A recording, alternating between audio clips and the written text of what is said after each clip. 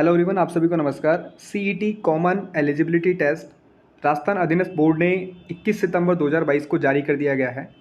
इसके क्या क्या मापदंड हैं, आयु सीमा और कौन कौन इसको अप्लाई कर सकते हैं, 1 साल के लिए वैलिड है तो इसमें क्या शर्त रखी गई है, लास्ट ईयर वालों के साथ क्या शर्त रखा गया है और कौन कौन से पदों पर रहेगा, क्या इसी पेपर से सिलेक्शन होगा या आगे एक और पेपर होगा, इन सब चीज़ों की हम बात करेंगे। जितने भी आपके डाउट हैं उन सबको क्लियर किया जाएगा। सबसे पहली बात, हमारा एक ऐप है टेस्ट मास्टर, आप इसको डाउनलोड कर सकते हैं। क्यों डाउनलोड कर सकते हैं? क्योंकि ये आपकी तैयारी को और बेहतर बनाएगा। हमारा टैगलाइन है टेस्ट बनाएगा बेस्ट। जितने भी पेपर अब तक हो चुके हैं पुराने पेपर, वो आपको इस ऐप पे मिल जाएंगे और बेहतरीन टेस्ट सीरीज, इसके साथ आपका पूरा टॉपिक क्लियर होगा। इससे बाहर कुछ नहीं। हमारी एक और टैगलाइन है कि इससे बाहर कुछ नहीं, यानी कि सब कुछ अच्छे से आपको प्रोवाइड किया जाएगा। आप जाकर एक बार देख सकते हैं। कुछ इसमें फ्री भी प्रोवाइड किया जाएगा। अभी राजस्थान की जो शो योजनाएं हैं उनको हम फ्री में प्रोवाइड कराने की कोशिश करेंगे। ठीक है। इसमें कौन कौन से पद आ रहे हैं आप सामने देख सकते हैं। प्लाटून कमांडर, जिलेदार पटवारी, कनिष्ठ लेखाकार, तहसील राजस्व लेखाकार, पर्यवेक्षक, उपजेलर, छात्रावास अधीक्षक, सेकंड ग्रेड, इन सब के पद इसमें आएंगे। अभी पदों का वर्गीकरण नीचे दिया गया है, उसके बारे में विस्तार से बात करेंगे। अच्छा, जो ये समान पात्रता परीक्षा है, इससे कोई नौकरी की गारंटी नहीं देगा। कहने का मतलब ये है, केवल ये एक पात्रता परीक्षा है। इसके बाद में आपका विज्ञप्ति वाइज यानी कि मेन एग्ज़ाम एक और होगा। आप यूँ समझिए, ये टीचर एग्ज़ाम से पहले जो टेट यानी रीट हुआ है, उसके बाद में मेंस एग्ज़ाम इसका होगा। इसका मतलब आपको ये पास करना है और इसके 15 गुना में, यानी कि सीट के 15 गुना में आपको इसमें आना है। मान लीजिए कि अगर 300 सीट है तो इसके 15 गुना का मतलब आपको 4500 के अंदर आना ही पड़ेगा।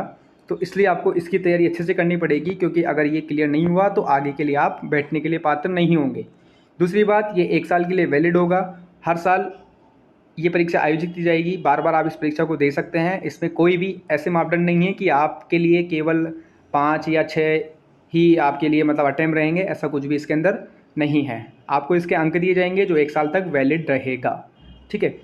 बात आती है, इसमें इम्पोर्टेंट बात ये आती है कि जो थर्ड ईयर वाले हैं उनका वो एलिजिबल हैं इसके लिए। यहाँ पर आपको मैं एक पॉइंट बता देता हूँ। समान पात्रता परीक्षा में उपस्थित होने से पूर्व अभ्यर्थी ये सुनिश्चित किया जाना चाहिए कि वो स्नातक स्तर में सम्मिलित पद हेतु शैक्षणिक अर्हता आदि के संबंध में शर्तें पूर्ण करता हो। ठीक है। कहने का मतलब ये हो गया कि आप जब इसके लिए अप्लाई कर रहे हैं तो आप लास्ट ईयर में होने चाहिए। ठीक है। लास्ट ईयर में आप होने चाहिए और मेंस के रिजल्ट से पहले आपका थर्ड ईयर का रिजल्ट आ जाना चाहिए। इसके बाद जब एग्ज़ाम होगा, इसके बाद जब परीक्षा होगी, उसके लिए आप एलिजिबल तभी होंगे जब आपका थर्ड ईयर का रिज़ल्ट इसके रिज़ल्ट से पहले आ जाएगा। ठीक है। तो ये चीज़ ध्यान रखना है आपको। अच्छा, इसमें कैसे अप्लाई कर सकते हैं? वही आपको एसएसओ आईडी से जाके आपको अप्लाई करना है। वन टाइम रजिस्ट्रेशन इसके अंदर रहेगा। ठीक है। ये तो नॉर्मल है कि आप ई मित्र पे जाके अप्लाई कर सकते हैं। इसके अंदर कोई आपको डाउट नहीं होना चाहिए। ठीक है। इसमें फ़ीस क्या रहेगा? इसमें नॉर्मल जो है 450 यानी कि इसमें फ़ीस रहेगी। उसके अलावा SC ST अति पिछड़ा वर्ग और आर्थिक रूप से कमज़ोर वर्ग के लिए 350 और SC ST के लिए 250 रुपये रहेगा। ठीक है। OBC नॉन क्रीमी लेयर के लिए और आर्थिक पिछड़ा वर्ग यानी कि EWS के लिए 350 रुपये इसके लिए फ़ीस रहेगा। ठीक है। ये इसमें कुछ पद दिए हुए हैं। प्लाटून कमांडर के लिए 43 है, जिलेदार पटवारी के लिए 272 हैं, कनिष्ठ लेखाकार के लिए 1923, राजस्व लेखाकार 198, 176, पर्यवेक्षक छात्रावास अधीक्षक सेकंड ग्रेड 335। ये इस तरह से आपको पद दिए गए हैं। ठीक है। इसमें कुछ और भी मापदंड हैं। ये PDF जो है आपको मैं डिस्क्रिप्शन दे रहा हूँ, यानी कि हमारे टेलीग्राम ग्रुप का नीचे डिस्क्रिप्शन में आप लिंक है, वहाँ से जाके आप इसको डाउनलोड कर सकते हैं। आप पूरा इसको एक बार रीड कर लीजिएगा। ये कुछ इस तरह से ये दिए हुए हैं। अगर आप जल संसाधन विभाग पटवारी 18 से 40 वर्ष की उम्र, ठीक है। इससे पहले ये है महिला अधिकारिता पर्यवेक्षक के लिए केवल आप डिग्री होनी चाहिए आपके पास में। ठीक है। जल संसाधन विभाग में अगर पटवारी बनना है तो आपके पास में कंप्यूटर से रिलेटेड कोई चीज़ें होनी चाहिए, जैसे आवेदक से स्नातक परीक्षा उत्तीर्ण या इसके संपर्क अन्य परीक्षा उत्तीर्ण, और साथ में आपको O लेवल का सर्टिफिकेट होना अनिवार्य है। फिर इसके अंदर जो है या में कुछ चीज़ें दी हुई है, आप इसको रीड कर सकते हैं। कहने का मतलब ये है, आपके पास RSCIT का कोर्स है वो भी आपके पास चल जाएगा। ठीक है। RSCIT प्लस आपको उसके अंदर ग्रेजुएशन रहेगा। जल संसाधन विभाग जिलेदार के लिए आपको किसी भी विद्यालय से विधि द्वारा स्थापित किसी विद्यालय से स्नातक होना चाहिए। मैंने लो समझ लिया था, लो नहीं है ये, केवल स्नातक होना चाहिए। आप किसी भी उसमें हो सकते हैं, स्ट्रीम में हो सकते हैं। गृह रक्षा विभाग यानी कि प्लाटून कमांडर 20 से 40 वर्ष की आपकी एज होनी चाहिए प्लाटून कमांडर के लिए।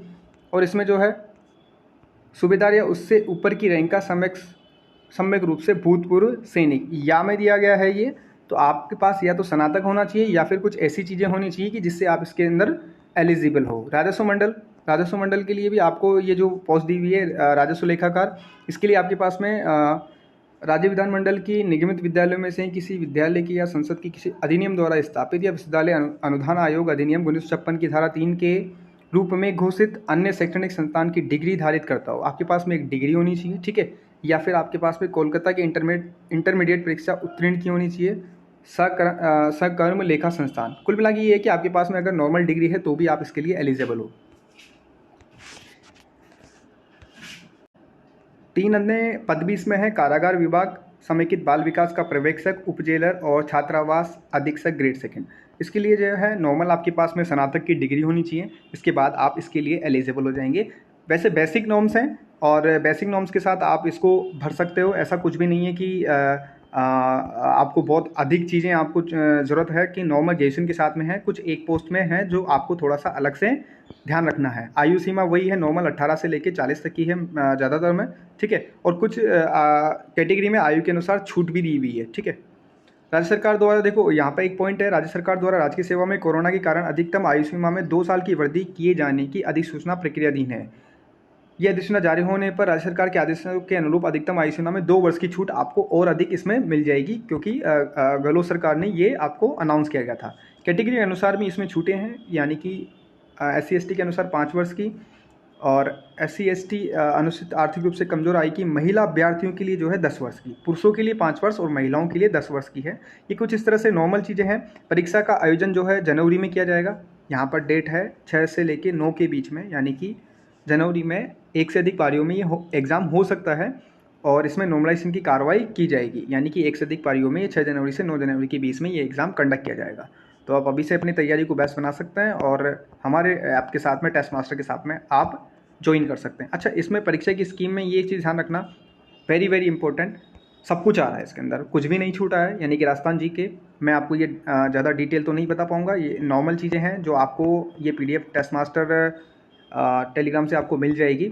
नॉर्मल है कि आपको सब कुछ पढ़ना है, सब कुछ का मतलब सारे सब्जेक्ट पढ़ना है, चाहे हिंदी हो, चाहे अंग्रेजी हो, मैथ्स हो, GK हो, राजस्थान GK हो, इंडिया GK हो, साइंस हो, कंप्यूटर हो, सब कुछ इसके अंदर आ रहा है, क्योंकि ये कॉमन एंट्रेंस टेस्ट है। तो इसलिए आपको सब तरीके से जो टॉपिक आपको टॉपिक वाइज तो तैयारी करनी है, जहाँ से भी आपको जिस सब्जेक्ट, मतलब सब सब्जेक्ट करना है, यानी हिंदी, अंग्रेजी, computer science, Rajasthan GK, India GK, सब कुछ आपको तैयार करना है।